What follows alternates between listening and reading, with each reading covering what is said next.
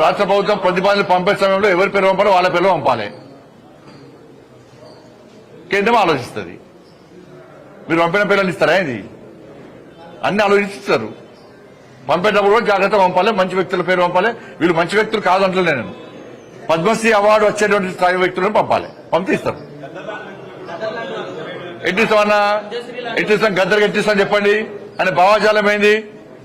ఎంతమంది భారతీయ జనతా పార్టీ కార్యకర్తలను మర్డర్ చేసిన వ్యక్తులు ఆయన ఎట్టిస్తాం? మేము పక్కా అయ్యాం.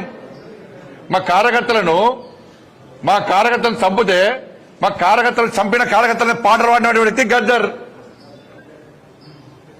అనేక మంది పోలీసులను ఎన్కౌంటర్ చేసిన విషయంలో గద్దర్. ఎట్లిస్తాం?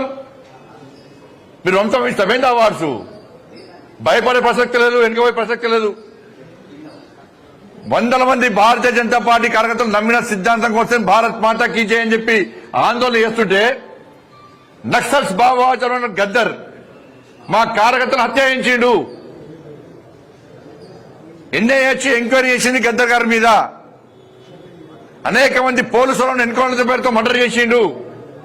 అటువంటి వ్యక్తిని ఏ విధంగా పంపుతారు ఇవాళ? ఇది ఈ రాష్ట్రము వారు పోయినసారి వచ్చినప్పుడు కూడా తెలంగాణకు అప్పుడు ఏమన్నారు వారు? అప్పుడు ఈ రాష్ట్రము ఆ రాష్ట్రము, ఈ ప్రాంతము ఆ ప్రాంతం అని చెప్పి ఎటువంటి ఆలోచన ఉండదు. ఈ రాష్ట్రానికి ఇవ్వాలి, ఈ రాష్ట్రానికి ఇవ్వద్దని ఎక్కడ ఉండదు.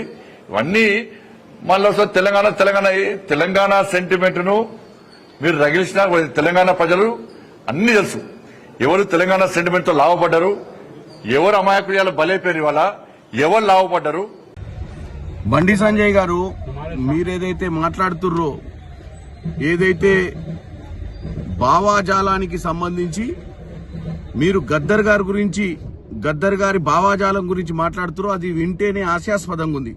మీరు ఒక కేబినెట్ మినిస్టరా, కార్పొరేటరా మీరు? ఎందుకంటే మీరు అధికారంలో ఉంటే బీజేపీ భావాజాలం ఉన్న వాళ్లకు, రైట్ వింగ్ భావాజాలం ఉన్న వాళ్లకే మేము పద్మ అవార్డులు ఇస్తామని చెప్పినట్టుగా ఉంది. మీరు రాష్ట్రపతిని, ప్రధాని చిన్నతనం చేసినట్టుగా ఉంది మీ మాటలు.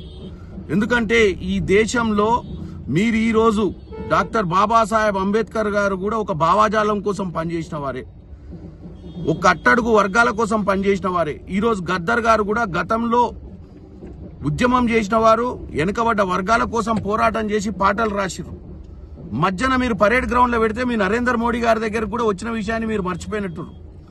అంటే ఈ విషయం చూస్తే రానున్న రోజులలో భారతదేశంలో బీజేపీ పాట పాడిన వారు, బీజేపీ వంతు పలికిన వారికే అన్ని వస్తాయని చెప్పినట్టుగా ఉంది మీరు. కాబట్టి దయచేసి మీ మాటలు విత్డ్రా చేసుకోవాలి. ఈ దేశంలోనే కాదు, ప్రపంచంలోనే ఒక రైట్ వింగ్, లెఫ్ట్ వింగ్ భావాజాలం ఉంటది. ప్రతి దగ్గర అధికారం మారుతూ ఉంటది. కానీ ఈ అవార్డులు అనేది నిష్పక్షపాతంగా ఇవ్వాల్సినటువంటి ఆ పరిస్థితి ఉంటది. ఇలాంటి మాటల వల్ల మీరు మీ ప్రస్తుతం ఉన్న ప్రభుత్వాన్ని దిగజార్చేతనంగా మీరు మాట్లాడినట్టుగా ఉంది. దయచేసి మీరు మీ మాటలను విత్డ్రా చేసుకోవాల్సిందిగా కోరుకుంటున్నాం.